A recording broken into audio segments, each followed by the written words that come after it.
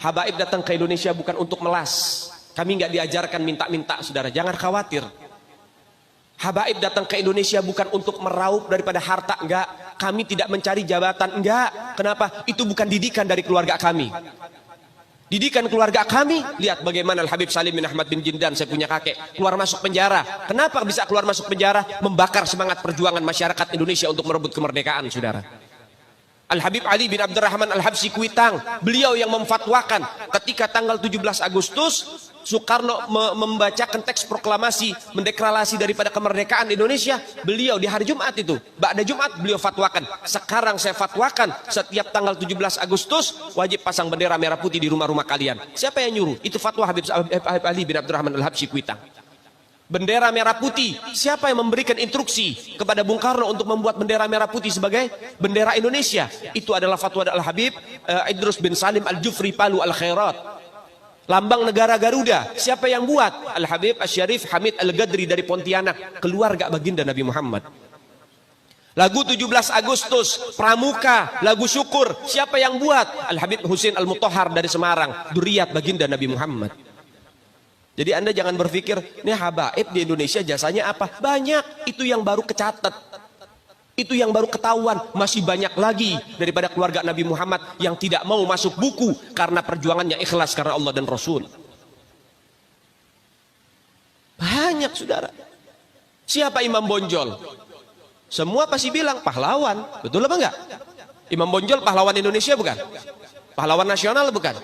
Sekarang siapa namanya Imam Bonjol? Al-Habib Muhammad Syahabuddin, beliau habaib dari kalangan bin Syahab. Imam Bonjol itu bin Syahab, masih daripada kakeknya Habib Rizik, saudara sekalian. Itu keluarga daripada Nabiuna Muhammad, keturunan Sayyiduna Muhammad. Banyak lagi dari kalangan para dzurriyyat Nabiuna Muhammad SAW yang jasanya besar di Indonesia, tapi kita nggak ada yang tahu. Kenapa? Karena itu kami nggak cari popularitas, kami nggak cari madah pujian, kami nggak cari tempat kedudukan, yang kami cari ridho Allah dan Rasulnya. Sehingga hal ini perlu diungkap, saudara sekalian. Bagaimana keluarga Nabi Muhammad jasanya besar, dan umat ini harus dihubungkan kembali dan dieratkan kembali kepada keluarga baginda Nabi Muhammad.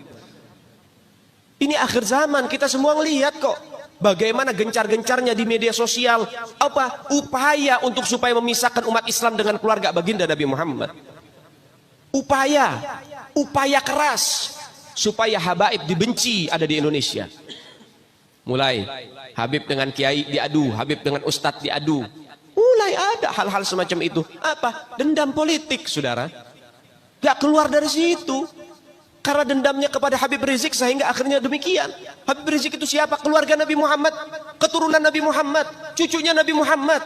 Beliau bukan penjahat kok, bukan koruptor.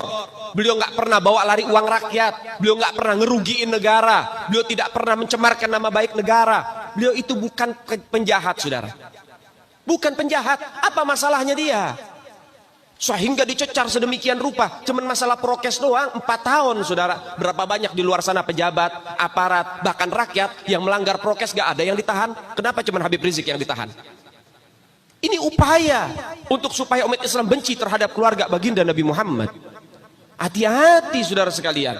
Nabi bilang, man mata ala bugdi ahlul bait mata yahudian atau nasranian. Siapa orang yang mati membawa benci kepada keluarga baginda Nabi Muhammad, dipastikan mati dalam keadaan Yahudi ataupun Nasrani, atau dalam bahasa daripada sederhananya mati dalam keadaan murtad.